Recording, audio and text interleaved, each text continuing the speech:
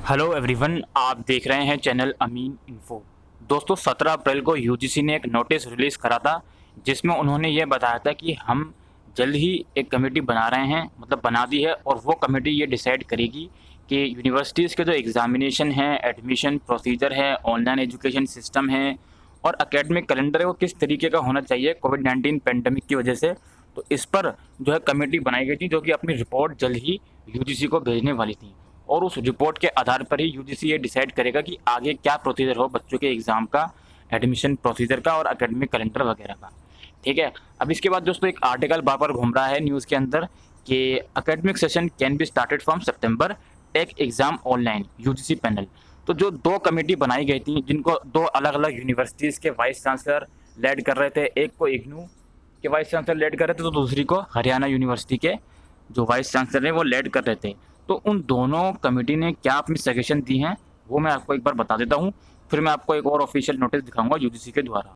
दोस्तों, एक जो कमेटी थी उसको ये डिसाइड करना था कि यूनिवर्सिटी में एग्ज़ाम किस तरीके से कंडक्ट करवाए जाएँ, ठीक है, और दूसरी जो यूनिवर्सिटी थी उसको ये डिसाइड करना था कि ऑनलाइन एजुकेशन किस तरीके से प्रमोट करे जाए अलग अलग यूनिवर्सिटीज़ में। ठीक है।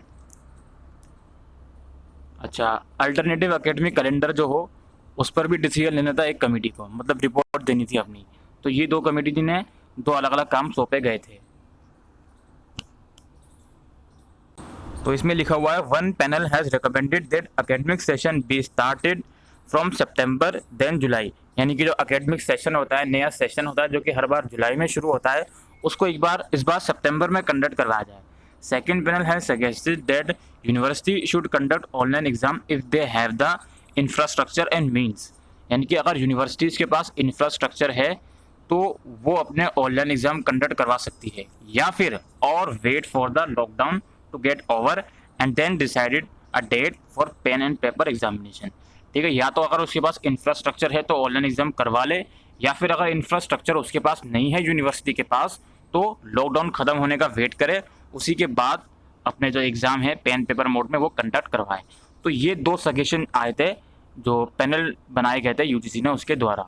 अच्छा, according to the HRD ministry officials, HRD ministry के जो ऑफिशियल्स हैं गवर्नमेंट के, उन्होंने कहा है कि ये दोनों रिपोर्ट अब स्टडीड करी जाएंगी, इन दोनों रिपोर्ट पे अब डिस्कशन होगा और official guidelines in this regard are expected to be notified by next week, यानी कि जो ऑफिशियल गाइडलाइंस है वो नेक्स्ट वीक तक आने की उम्मीद है कि क्या इस जो तो ये सजेशन आई हैं क्या इस पर फाइनल मोहर लगे या ना लगे।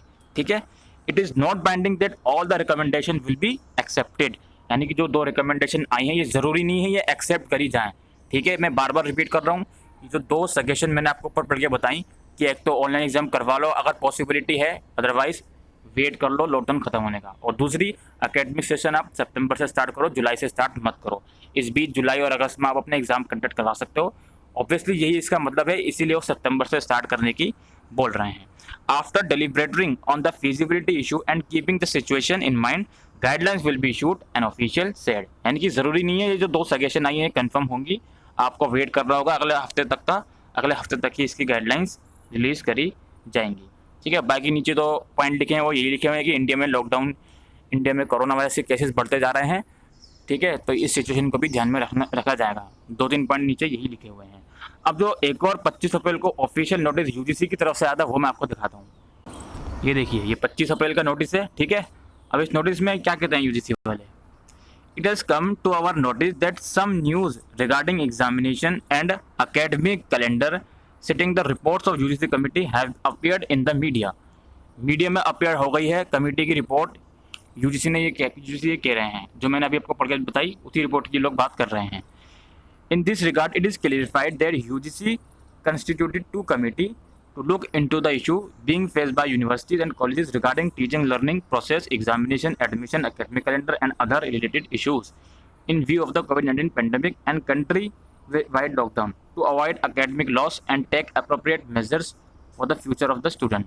ठीक है, तो इन्होंने बता दिया है कि दो कमेटी बनाई गई थी कि यूनिवर्सिटीज़ के examination, admission procedure, academic calendar, online education को किस तरीके से ठीक करा जाए ताकि बच्चों का एकेडमिक लॉस ना हो।